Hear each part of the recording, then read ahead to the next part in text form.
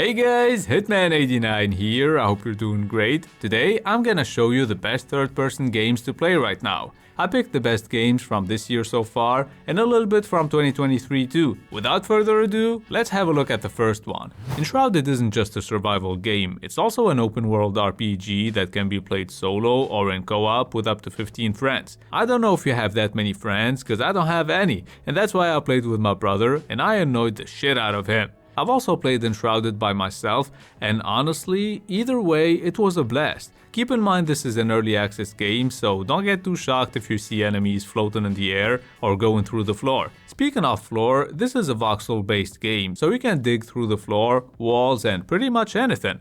And when you're done mining and digging tunnels, you can build a fancy base, or just put a bunch of stones everywhere and end up with something that looks like a medieval crack house. If you want to find out more about Enshrouded, check out the review I just made. Now let's move on to Like a Dragon Infinite Wealth. This sequel takes place in Hawaii, but before we get there, you'll have to go through the first two chapters, which are basically a tutorial and a recap of what happened in the first game. And since Ichiban is still the crazy fuck he is, every time you get into a fight, everyone transforms into some sort of RPG character and you go into turn-based mode, cause he's a big Dragon Quest fan. And as usual, for every 10 minutes of gameplay, expect at least 50 minutes of cutscenes. But the characters are extremely likable, the story is interesting, and Infinite Wealth made me laugh many times. So even if you don't like JRPGs that much or just games with too many cutscenes, you should still give this one a shot. At number 3, we have another game you should really try out. When I first played Alan Wake 2, I was expecting some classic survival horror game with some flashlight action, cause you know, it's Alan Wake.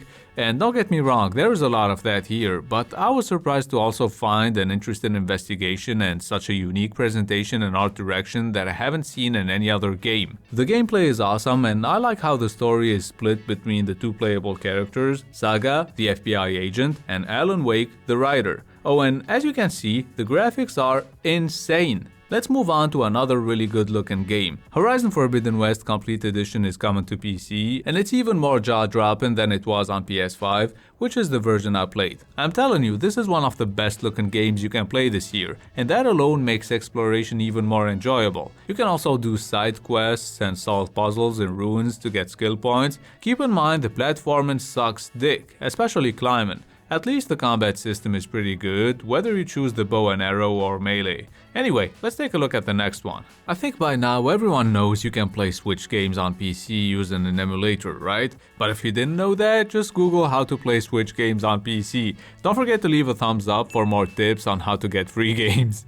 Anyway, what I love about Zelda is the AI and physics. They add a lot of fun to the whole experience, which is already amazing. And just like on Breath of the Wild, you can do stuff like this. But what's new here is that you have a bunch of powerful tools that you can use to fuse your weapon with another one or with an object to make them more powerful and durable. That way, they won't break in just 3 hits. In addition to fuse, you also get some other tools that let you get as creative as you want. Moving on to a completely different game, Helldivers 2 is a 4-player online co-op sci-fi shooter where friendly fire is always on. So you better watch out when throwing grenades or when using a rocket launcher, otherwise your teammates will hate your guts, especially if you're like me and you do that kind of shit on purpose. Anyway, you'll be facing hordes of intergalactic monsters, and Helldivers 2 is hella fun. Alright, I'll just move on to the next one. Not gonna lie, Granblue Fantasy Relink caught me off guard, cause I wasn't even interested in playing it until I tried out the demo, and now I'm playing the full game and I'm really enjoying it. The art style reminds me of Dragon Quest XI, but the similarities end there, cause Granblue's got real-time combat and it's engaging. There is a special attack that you and your teammates can use when all of your charge bars reach 100%. It deals a huge amount of damage and it looks good. Oh, and there's an online mode where you can do some side quests and boss fights in co-op with up to 3 friends. The 8th game, on the other hand, can only be played solo. Spider-Man 2's optimization is truly impressive. The city looks beautiful and you can cross it without any loading screens or performance issues with ray tracing on. The seamless transitions from cutscenes to gameplay are, well, seamless. And I don't know about you, but I really love that kind of stuff. Keep in mind, if you only play Spider-Man 2 casually and don't really learn the best moves, you'll most likely get your ass kicked every other fight. Speaking of difficulty, Remnant 2 is really tough, so if you could play it with at least one friend, that would help a lot. Unless your friend can't aim for shit and you end up reviving them every 2 minutes, then yeah, in that case, you're better off playing alone.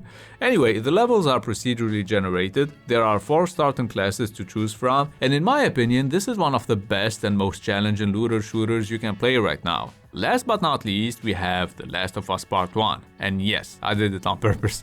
So I've been replaying The Last of Us Part 1 on PC now that they fixed the stuttering and the other technical issues. Just make sure your GPU has 12GB of VRAM or more if you want to max it out. And even though, visually speaking, this is way better than the newly released Part 2 Remastered, gameplay-wise, Part 2 is where it's at, cause being able to go prone and dodge melee attacks is priceless. Long story short, if you're on PC, get Part 1, and if you're on PS5, get Part 2 Remastered. As long as you haven't played the original games, obviously, cause otherwise, you'd just be wasting your money. Now, if you've already played all the games I showed so far, then maybe you should check out these smaller/underrated games. Banishers Ghosts of New Eden is made by Dontnod, so it obviously focuses on the story and characters, and that's a good thing considering how sluggish the combat feels. If you're on PC or Xbox, then you might want to check out Palworld, which is basically a Pokemon-like survival game with guns, and you get to beat the shit out of these creatures and eat them, or enslave them and make them work for you 24/7. And that's gonna be it for the best third-person games to play right now. If you found this video helpful, or if it made you smile, a thumbs up would be heavily appreciated. Also, feel free to check out my other videos, and if you like them, please subscribe. It's been Hitman89, see you guys very soon. I will not stop, I am prepared to get to the top, yeah, you must be rare. God, I'm like, hey